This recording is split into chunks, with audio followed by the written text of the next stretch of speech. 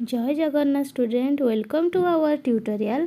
तो आज आम +3 पिलांकर कोर 8 रे थिबा जो माने +3 रे ओडिया ऑनर्स नहीं आपण मानकर कोर 8 रे लोक साहित्य विभागटी अच्छी। लोक साहित्य विभागर आज आम लोकगीतटी देखा। लोकगीतर संज्ञा कौन, तार स्वरूप, तार प्रकारभेद संपूर्ण भाव में आज आलोचना करवा। आपण शेष जाए वीडियो को देखूँ। जदि वीडियोटी आपको भल लगे तो निहाती लाइक शेयर और सब्सक्राइब करेंगे। प्रथम आम लोकगीतर संज्ञा कौन देखा, तापर स्वरूप देखा, प्रकारभेदर संपूर्ण आलोचना एठारे आम करवा। या द्वारा आपन क्लीयर हो कि एग्जाम रे लॉन्ग क्वेश्चन आसिले आम किपरि भाव में लिखा। संपूर्ण भाव में 3टा क्वेश्चन ही रही। लोकगीतर संज्ञा एक क्वेश्चन नहीं पार, लोकगीतर संज्ञा स्वरूप एक क्वेश्चन नहीं पार, लोकगीतर संज्ञा स्वरूप प्रकारभेद भी एक क्वेश्चन आपण मानकर आसीपर। तो आम आज संपूर्ण भाव में समस्त आलोचना करदे आपण मैंने जो भी क्वेश्चन आसे ताको अटेंड करें। तो आरंभ करवा। लोकगीत होउची लोक जीवनर जीवन वेद। लोकगीत एक मौखिक गीत अटे। लोकगीत सर्वदा मौखिक थिला। एबे सिना आम लिखित आकार रखुचे, आगुरी कौन लिखित आकार लोक कौन पाठ पढ़ी थे कि पाठ पढ़ नथिले। गीत आकार रे मौखिक रु मुख, मुखर मुख को प्रचलन होता से मौखिक गीत कहुई। लोकटे जिते निज श्रम लाघव करने कि किसी मनर निजर किसी कथा कहवाई लोकटे से गीत बोली देउथिला। गीत बोली देवा द्वारा ता मनटी हल्का हो जाउथिला। लोक साहित्यर यह सबुठारु लोकप्रिय विभाग अटे। लोकप्रिय अटे गीतटी समस्त को शुणा भल लगी थाए।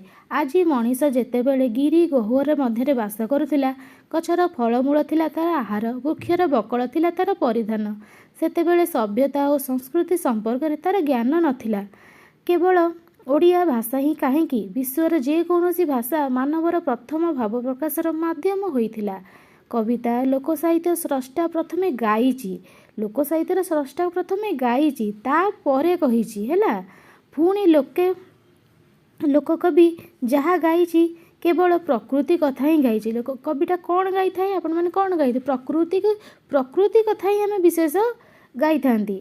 यार सृष्टि केउ माने यार स्रष्टा तार केउ ना इतिहास नहीं, केउ पूर्वपुरुषरू आमर गीतटी चली आसुची, तार स्रष्टा विषय आम किछि मत दे परिबा नहीं।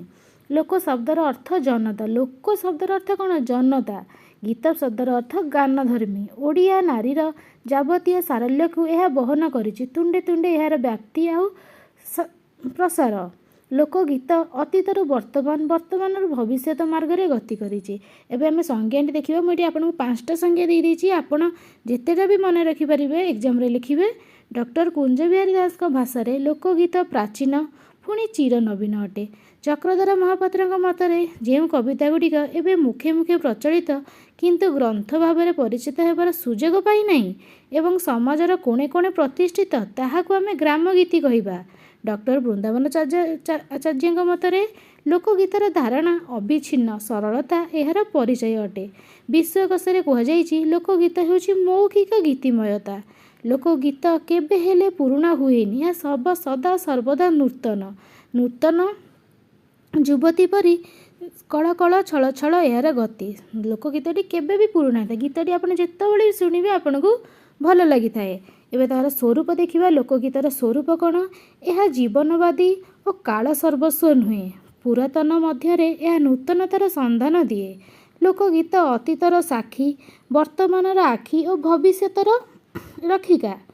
लोकगीत गुड़िकर मनीष जीवनर सुखमय रूपायित नुहे, दुखमय जीवन मध्य रूपायित। लोकगीत केवल सुखमय जिनस न थाए, गीत मध्य दुख थाए और सुख मध्य थाए, कारण जीवन में दुख सुख 2टा अच्छी। तो लोकगीत भी आमर 2टी जिनस रूपायित होब। यह जीवन में भरीदिए स्नेह प्रीति ममतार धारा। यह सामाजिक जीवनर एक मौखिक इतिहास। यह हृदयस्पर्शी अटे। यह समग्र समाजर संपत्ति रूपे परिगणित हुए। एबे लोकगीतर प्रकारभेद देखिबा। प्रकारभेद मु संपूर्ण भाव में माने गीत क्या कह जाए तार कोटेसन सहित सबू दे देइछि। आपण माने एहीपरि भाव में नोट लिखंतु, एग्जाम दियंतु, बहुत ही बढ़िया मार्क आसीबो। तो आम एबे सबू को देखिबा। ये लोकगीत आमर 6 भाग में विभक्त। कर्मवादमूलक गीत, धर्ममूलक गीत, नारी मनस्तत्वमूलक गीत, सामाजिक नीति नियममूलक गीत, अन्यान्य लोकगीत, बुद्धि परीक्षामूलक गीत। आपण देखि दियंतु कौ विभाग में कौ गीत जाउछि। आमे एबे हलिया गीत आरंभ करिबा। हला हलिया गीतरे थाए कृषक जीवनर सुख दुखर कहानी। हलिया गीतरे हलिया निजे गीतर गायक आउ नायक। जगत को अन्न उत्पादन करी पालन करने भगवान हलिया को लंगल देले। कोटेशनटी कौन लिखा? अनंत जेतेबेले हलजात कले क्षणके नवद्वीप बुलार आणिले। देख हलिया गीतटी कौन एक्चुअली देख लोकटी जो बिल बाड़ी में परिश्रम करुए तो देख श्रम लाघव करने आप देखिए जितेबाला भी टिके आपंकर मुड अपसेट थी गोटे गीतटे शुणिदेवे आपन को कि भाव में रिलैक्स लगे। तो गीतटी सी भी कम कर आसला बेले जमी गोटे गीतटे शुणिदिए मैंने निजे गीतटे बोली दिए ताकू निजक आराम लगी थाए। ठीक अच्छे मईशियाल गीत विशेषतः गीत ये लेखा जाए आउ से तो लेखा जान से आम मुखर मुख प्रकाश करते। मईशियाल गीत देखा मईशियाल मईशी रखे खरा वर्षा शीत भितर से तार जीवन बिताए। जीवनर सुख दुख को नहीं से गीत गाए। जीवनर सुख को और दुख को नहीं से गीत गाई थाए। कौन गाई थाए देखा गाँ को सुंदर मईशी गोठल बिल को सुंदर गाई घर को सुंदर बेहेरा झील सुवर्णर खड़ू बाही। चकुलिया पंडा गीत देखा चकुलिया पंडा हाथ में छता और कांधे खंडिए गंठिली पकाई गीत गाए। से गाँ दांडे गीत गाई चली थाए क्या से भिक मागे ना किंतु लोक कौन भिक दियंती। चकुलिया पंडा मध्य शून्य हस्तरे घर को फेरिले गृह मंगल हुए ना। जिते आपण घर को चकुलिया पंडाटी आसती आप जहाँ भी किसी देवे ना भल कथा नुहे। ठीक अच्छे गीत बोलिला बेले गृहिणी माने चाउल डाली कदली आनी देते आपण घर जहाँ भी अच्छी आपण आनीदेवे सी खुशी खुशी नहीं जिवे। काली ठारू बाबू न हेला मोर रोसई भोकरे छटपट हेउची गोसाई कारण आपण मैंने जहाँ टी देवे सी ताकू नहीं रांधिले खाइबे। ठीक अच्छे शगड़िया गीत देखा परिवहन कार्य पूर्वर शगड़ द्वारा होता परिवहन कार्य ए सीना आमर सब जंत्र चालित जान आसला आगुरी कौन आगुरी जावा आसिया आ जिनपतर नवा आने कम शगड़ नवा आने कम शगड़ गाड़ी में ही होता। तेणु अतीत शगड़ थिला माल भाई। तेणु शगड़िया राति दिन मध्य कौन पार्थक्य नथिला। राति दिन कठिन परिश्रम करी से क्लांत हो पड़े संगीत शुणी से निजर क्लांत को भूली जाए। दिन राति खटी मध्य भल भाव गंडाई खाइबा को पाए ना भी भलरे पिंधि पारे ना। देख शगड़ियाटी दिन राति परिश्रम करे परिश्रम कलापर जो क्लांत लगी थाए जो हालिया लगी थाए से कौन करे गीत टी गाई थाए। गीत गाई सारी देख तो जीवन में केते दुख अच्छी से एत खटुंट कि खाइबा को भी मुठे भल ना तो से गीत माध्यम निज मन को हल्का करि थाए। शगड़िया भाई शगड़ बुहारू कि सुख पाऊ। सुआरी डाक गीत देखा ओडिशार सामाजिक सांस्कृतिक जीवन में सुआरीर भूमिका गुरुत्वपूर्ण विशेष भाव में विवाह समय एवं विवाह पर कन्या तार बापा घर को बापा घर शाशुघर को आसवा समय सवारी ही एकमात्र परिवहन माध्यम होता है। 4 जन व्यक्ति यह बहन कर दूर पथ अतिक्रम करने समय क्लांतर रक्षा पाइबा गीत गाई था। आगुरी जो बाहागर होता है सीना सब गाड़ी सब अच्छी आगुरी जो बाहागर सब होता सुआरी मानक डाकती सुआरी मानक डाकिले बहुटी सवारी भितर बसी शाशुघर को जाए। सवारी भितर सवारीटा देखिए गोटे 4टा तार बाड़ी थी 4टा भितर 4 जन लोक बुहाई नहीं जाती से जहाँ भी किसी ओजन कांधे बहुत पड़ुव से जीवा समय बहुत बाट अतिक्रम करेंगे। जीवा समय से गीत गाई गाई जाती कौन गीत गाती घुमुरा भाई रे खबर करिलो। ठीक अच्छे नाउरिया गीत देखा नाउरिया नई रे ना मेली दे विभिन्न प्रकार गीत बोली नारे बसी व्यक्ति मानक मनरे आनंद सृष्टि करि थाए। पवन अनुकूल थिले से पाल मेली दिए गीत रे लहर छाड़ी दिए। पवन प्रतिकूल थिले आहुला मारिबा समय से जो शारीरिक कष्ट अनुभव करे से तारी पई गीत गाए। विशेषतः सबुथरे देखिए शारीरिक कष्ट को लाघव करने मनीषटी गीत बोली थाए। गीत बोलिबा द्वारा ताको टिके भल लगी थाए। गीत गाइलु ना संगे बसी कान पारिथिबी 16 बयसी चाउल धोई आसी हे। रजदोड़ी गीत देखा जोटा आमर सबुठु फेमस रज ओडिशार सांस्कृतिक परंपरा कृषि सहित यार संपर्क रही। दोली खेल समय से माने निजर सांगसाथी मानकु प्रेमिक मानकु रक्षा माने लक्ष्य करी है प्रेमिक मानक लक्ष्य करी खुशी रे गीत गाई था। जो रजदोली गीत बोली था जो मैंने ବସିକି ସମସ୍ତେ ବସି ଗୀତ ଗାଇଥାନ୍ତି। ଠିକ୍ ଅଛି। ରଜ 3 ଦିନ ମୁଖ୍ୟତଃ ତରୁଣ ତରୁଣୀମାନଙ୍କ ପାଇଁ ଆନନ୍ଦର ଉତ୍ସବ। ରଜ ଆମର 3 ଦିନ ପାଳିତ ହୁଏ, ଯାହାକି ତରୁଣ ଆଉ ତରୁଣୀମାନଙ୍କ ପାଇଁ ଏଇଟା ଗୋଟେ ଉତ୍ସବର ଦିନ। ପ୍ରଥମ ରଜ ପୂର୍ବରୁ ବିଶେଷ ଭାବରେ ତରୁଣୀମାନେ ଦୋଳି ଲଗାଇ ସେଠିରେ ବସି ସମସ୍ତେ ଖେଳିଥାନ୍ତି। ରଜ ପୂର୍ବ ଦିନ କ'ଣ ଥାଏ?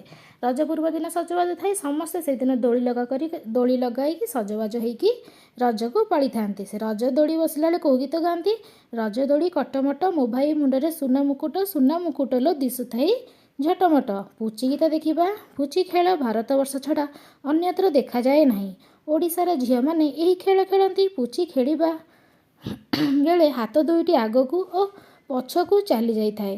ତେଣୁ ସେମାନେ ଖେଳିଲା ବେଳେ 2 ଜଣ ପରସ୍ପର ଆଡ଼କୁ ମାଡ଼ିଥାନ୍ତି। ତେଣୁ ଏହି ସମୟରେ ଗୀତ ବୋଲା ଯାଇଥାଏ। କ'ଣ? ଠିଆ ପୁଚି ନାରଙ୍ଗ ଗୋଡ଼ ଦିଟା ସାରଙ୍ଗ ବାଡ଼ିକି ଯାଇଥିଲି ନାରଙ୍ଗ 2 ପୂଜା ଆଣିଥିଲେ। ହେଲା, ପୁଚି ଖେଳ 2 ପ୍ରକାର। ଆପଣ ବସା ପୁଚି ଆଉ ଠିଆ ପୁଚି। ଯେଉଁମାନେ ବି ଜାଣିଥିବେ ତ ଭଲ କଥା, ଯେଉଁମାନେ ବି ନ ଜାଣିଥିବେ ଟିକେ ଦେଖିଦେବେ। ଠିକ୍ ଅଛି। ପୁଚି କ'ଣ? କୁମାର ପୂର୍ଣ୍ଣମୀ ଗୀତ।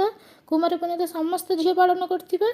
କୁମାର ପୂର୍ଣ୍ଣମୀରେ ଆମେ କେଉଁ ଗୀତ ଗାଇଥାଉ? କୁମାର ପୂର୍ଣ୍ଣମୀ ଜହ୍ନଗୋ ଫୁଲ ବଉଳ ବେଣୀ। ଖୁଦୁରୁକୁଣୀ ଓଷା ଯେଉଁଟା ଏବେ ଆମର ଯାଇଛି, ଏହା ଝିଅମାନେ ପାଳନ କରନ୍ତି। ଏହା ଭାଦ୍ରବ ମାସ ପ୍ରତି ରବିବାର ଦିନ ପାଳିତ ହୋଇଥାଏ। ଆମ ଭାଲୁକୁଣି ଖାଏ କ୍ଷୀରି ତୁମ ଭାଲୁକୁଣି ବାଟ ହଗୁରି। ହେଲା, ଜହ୍ନି ଓଷା ଗୀତ। ଜହ୍ନି ଓଷା କ'ଣ? ଜହ୍ନି ଓଷାରେ ଆମେ କେଉଁ ଗୀତ ବୋଲିଥାଏ?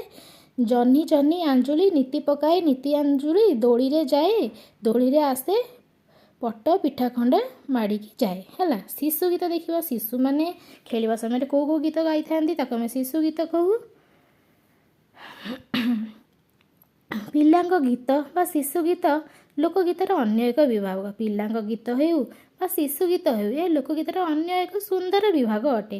ଏହି ଗୀତକୁ 2 ଭାଗରେ ବିଭକ୍ତ କରିଥାଏ। ଶିଶୁ ଗୀତ ମାନେ ପିଲାମାନଙ୍କର ଗୀତ। ହେଲା, ପିଲାମାନଙ୍କ ପାଇଁ ବୋଲାଯାଉଥିବା ଗୀତ, ପିଲାମାନେ ବୋଲୁଥିବା ଗୀତ। କିଛି ଗୀତ ଥାଏ ମାଆମାନେ ହୁଅନ୍ତୁ ଯାହା ପିଲାମାନଙ୍କ ପାଇଁ ବୋଲନ୍ତି, ଆଉ କିଛି ଗୀତ ପିଲାମାନେ ନିଜ ଖୁସି ପାଇଁ ନିଜେ ବୋଲିଥାନ୍ତି। ଠିକ୍ ଅଛି। ପିଲାମାନେ ଖେଳିଲା ବେଳେ କ'ଣ ଖେଳନ୍ତି? ଆପଣ ସମସ୍ତେ ଖେଳିଥିବେ। ଇଟିକିଲି ମିଟିକିଲି ଫୁଟିଗଲା କାଇଁଚ ତମର ଆମର ନାଲି ପାଇଁଚ। ଚକା ଭଉଁରୀ ଖେଳିଲା ବେଳେ କ'ଣ ଗାଆନ୍ତି? ଚକା ଚକା ଭଉଁରୀ ମାମୁଁ ଘରେ ଚଉଁରୀ ମାମୁଁ ମୋତେ ମାଇଲେ ଦୁଧ ଭାତ ଖୋଇଲେ। ହେଲା, ପିଲାଙ୍କୁ ଶୁଣାଇବା ପାଇଁ ମାଆ କ'ଣ ବୋଲନ୍ତି? ଧୋରେ ବାଇଆ ଧୋ ଯେଉଁ କିଆରୀରେ ଗହଳ ମାଣ୍ଡିଆ ସେଇ କିଆରୀରେ ଶୋ। ଠିକ୍ ଅଛି। ଶୋକ ଗୀତ ଦେଖିବା। ଶୋକ ଗୀତ ମାନେ ଗୋଟେ ଦୁଃଖର ଗୀତ। ଯେତେବେଳେ ଗୋଟେ ଝିଅଟି ବାହା ହୋଇଯାଇଥାଏ ସେତେବେଳେ ମାଆମାନେ ଶୋକ ଗୀତ ବୋଲିଥାନ୍ତି। ଠିକ୍ ଅଛି। ଓଡ଼ିଆ ପରିବାରରେ ସାଧାରଣତଃ ମାଆକୁ ସମସ୍ତେ ସମ୍ମାନ ଦେଇଥାନ୍ତି, କାରଣ ମାଆର ଆକର୍ଷଣ ଅନାବିଳ। ମାଆ ଠାରୁ ବଳି ଆଉ ଦୁନିଆରେ କେହି ନାହିଁ। ଠିକ୍ ଅଛି। ଯଦି ପରିବାରରେ କୌଣସି ଯୁବକର ମୃତ୍ୟୁ ହୁଏ, ତେବେ ବାପା କୁହନ୍ତି ପୋଷୁଥିବା ପୁଅ ଚାଲିଗଲା। ଭାଇ କହେ ଯୁଦ୍ଧ କରିବାକୁ ଇଚ୍ଛା ଥିଲେ ପରେ ବଡ଼ ଭାଇଟି ଯେତେବେଳେ ଥାଏ ନିଜକୁ କେମିତି ଲାଗେ? ପୁରା ସାହସ ଥାଏ କି ମୋର ବଡ଼ ଭାଇ ଜଣେ ଅଛି। ଠିକ୍ ଅଛି। ଏପରିକି ଯୁବକର ପତ୍ନୀ ମଧ୍ୟ ଅଶ୍ରୁପାତ କରି ପୁଣି ଭୁଲିଯାଏ, କିନ୍ତୁ ମାଆର ଦୁଃଖ ଅସରନ୍ତି। ସମସ୍ତେ ଭୁଲିଯିବେ ତମକୁ, କିନ୍ତୁ ମାଆଟି ତମକୁ କେବେ ବି ଭୁଲିବନି। ସେ ତାର ପୁଅର ବିଚ୍ଛେଦକୁ ଆଦୌ ସହ୍ୟ କରିପାରେ ନାହିଁ। ତେଣୁ ସେ କହେ ଜିଇଁ ଥାଉ ବସ୍ତ୍ର ଖଣ୍ଡେ ଦେବ ଶମଶାନେ ଭୂଇଁକି ବୋହି ଘେନିଯିବ। ଜିଇଁ ଥିଲାବେଳେ ପୁଅଟି ତମକୁ ବସ୍ତ୍ର ଖଣ୍ଡେ ଦେଇଥାଏ। ଆଉ ପ୍ରଥାରେ ଅଛି ନା, ବାପା ମାଆଙ୍କ ମୃତ୍ୟୁ ବେଳେ ପୁଅଟି ହିଁ ମୁହଁରେ ନିଆଁ ଦେଇଥାଏ। ତ ମାଆମାନଙ୍କ ପାଇଁ ପୁଅମାନେ ବହୁତ ଆଦର। ଶୋକ ଗୀତ ସେଇଟା ଗୋଟେ। ଆଉ ଗୋଟେ ଶୋକ ଗୀତ କ'ଣ? ଯେଉଁଟା ଲୋକମାନେ କିଏ ବି ଜଣେ ମରିଗଲେ ନିଜର ଲୋକ, ଯେଉଁଟା ସେମାନେ ଗାଇଥାନ୍ତି ତାକୁ ଶୋକ ଗୀତ କୁହାଯାଏ। ହେଲା, ତାପରେ ମଙ୍ଗଳ ଗୀତ ଦେଖିବା। ବିଭିନ୍ନ ମାଙ୍ଗଳିକ କାର୍ଯ୍ୟ ଉପଲକ୍ଷେ ଗାନ କରାଯାଉଥିବା ଗୀତକୁ ମଙ୍ଗଳ ଗୀତ ନାମରେ ଆମେ ନାମିତ କରିଛୁ। ଶିଶୁ ଜନ୍ମ ପରେ ନାହିଁ କଟା ଯେଉଁ ଖୁଆଯାଏ, କ୍ଷୀରି ଖୁଆଯାଏ। ବିବାହ ସମୟରେ ଜାତକ ଦେଖା, ବାଟବରଣ, ବନ୍ଦାପନା, ହୋମ, ଚତୁର୍ଥୀ, ହସ୍ତଗଣ୍ଠି ମାନେ ହାତଗଣ୍ଠି ଆଦି ସମୟରେ ମଙ୍ଗଳ ଗୀତ ଗାନ କରା। ସମସ୍ତ ମାଙ୍ଗଳିକ ସମୟରେ ଯେଉଁ ଗୀତଟି ଆମେ ଗାନ କରୁ ତାକୁ ମଙ୍ଗଳ ଗୀତ ବୋଲାଯାଏ। ଉଦାହରଣ ଶୁଭ ଜେଣ ଅନୁକୂଳ କରନ୍ତି କାମିନୀ ହୁଳ ହୁଳି ଦେଇ ଗୀତ ଗାଇଲେ ଗାଇଣୀ। ପ୍ରହେଳିକା ବା ନାଁ ଦିଆ ଦେଖିବା। ପ୍ରହଳି ଶବ୍ଦରୁ ପ୍ରହେଳିକା ସୃଷ୍ଟି। କେଉଁ ଶବ୍ଦରୁ? ପ୍ରହଳି ଶବ୍ଦରୁ ପ୍ରହେଳିକା ସୃଷ୍ଟି। ଏହା କୌତୁକ ପ୍ରଶ୍ନ ବା ନାଁ ଦିଆ ବୋଲି ମଧ୍ୟ ଏହାକୁ କୁହାଯାଇଥାଏ। ପଶ୍ଚିମ ଓଡ଼ିଶାରେ ଏହା ବଖାନୀ ନାମରେ ପରିଚିତ। ଗ୍ରାମ ଜୀବନର ଅନ୍ଧାର ଆସିଥାଏ। ବୃନ୍ଦାବତୀ ନିକଟରେ ସଞ୍ଜପତି ଦେଇ କୁଆଁରୀମାନେ ଘରକୁ ଫେରିଥାନ୍ତି। ସନ୍ଧ୍ୟା ଆସରରେ ଗପ ଜମେ। ସନ୍ଧ୍ୟା ସମୟରେ ଗାଁରେ ବହୁତ ସୁନ୍ଦର ଲାଗେ।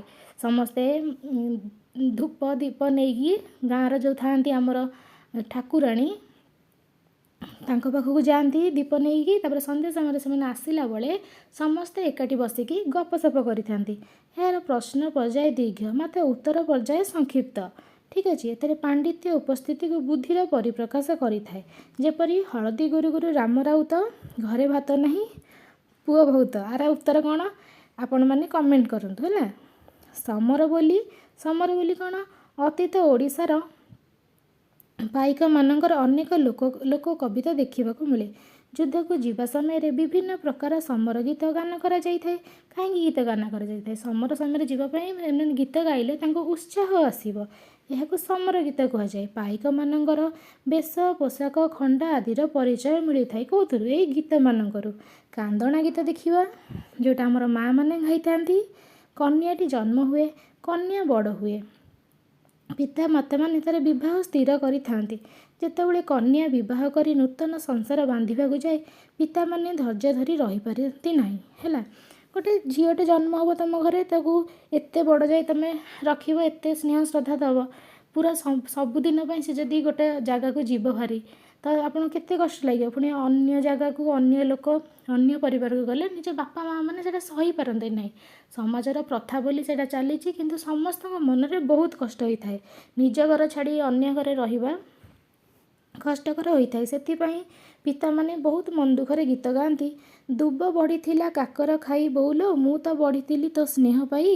ଦୁବକୁ କାକର ସହିଲା ନାହିଁ, ମୋ ଅଲିଅଳି ତ ରହିଲା ନାହିଁ। ଛୁଆଟି ଯେତେବେଳେ ଘରେ ଯେତେ ଅଲିଅଳିରେ ବଢ଼ିଥାଉ, ଯାହାହେଲେ ବି ଯେଉଁଠିକି ଯିବ ଟିକେ ଅଲିଅଳି କମି ଯାଇଥାଏ। ଠିକ୍ ଅଛି। ସମାଜରେ ଅନେକ ବାପ ଅଛନ୍ତି ଯେଉଁମାନେ ଅର୍ଥ ଲୋଭରେ ଝିଅକୁ ଜାଣି ଶୁଣି ବୁଢ଼ା ବର ସହିତ ଅର୍ପଣ କରିଥାନ୍ତି। ସମାଜରେ ଆଗରୁ ଥିଲା କି ଯଦି ବୁଢ଼ା ବି ହେଇଥାଉ, ସେ ଯଦି ଜମିଦାର ବି ହେଇଥିବ, ତାପରେ ଯଦି ଅଧିକ ପଇସା ଥିବ, ଅଧିକ ଜମିଦାର ଯାହା ହେଇଥିବ, ଅଧିକ ପଇସା ଥିବ, ସେ କ'ଣ କରିବେ, ଛୋଟ ଝିଅଟାକୁ ବି ହଉ ତାକୁ ନେଇକି ଗୋଟେ ବୁଢ଼ା ସାଙ୍ଗରେ ବାହାଘର କରିଦିଅନ୍ତି। ବହୁତ ହୀନମାନ୍ୟର କାମ ଏଇଟା।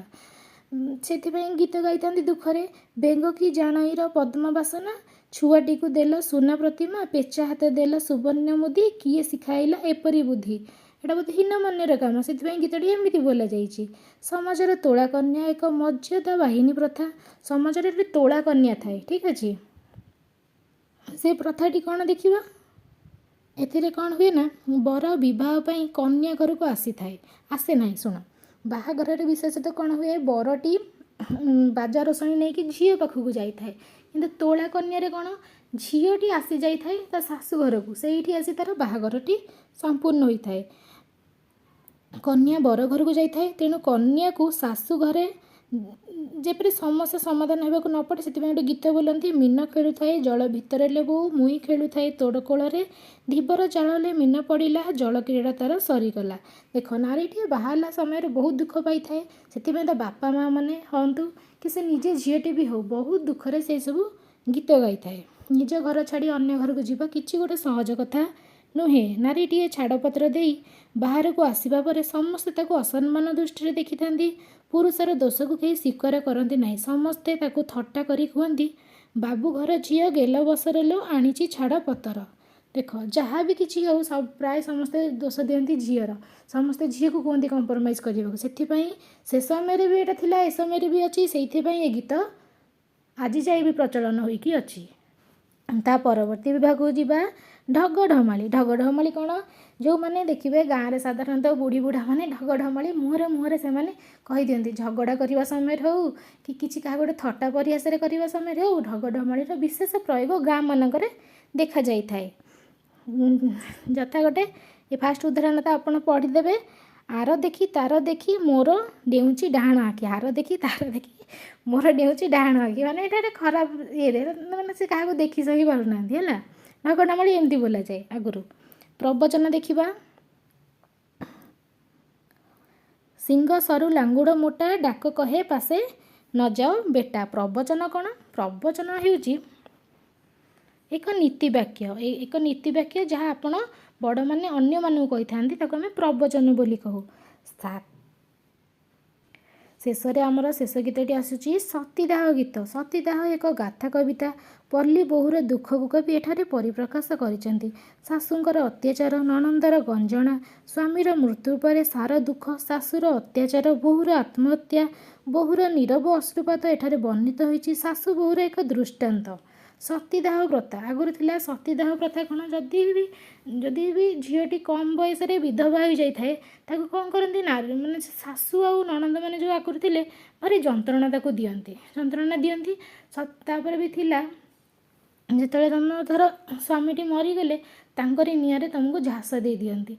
एटा संपूर्ण भाव में एबे तो ना संपूर्ण भाव में मिथ्या अटे, एटा भूल ही अटे। ठीक अच्छे।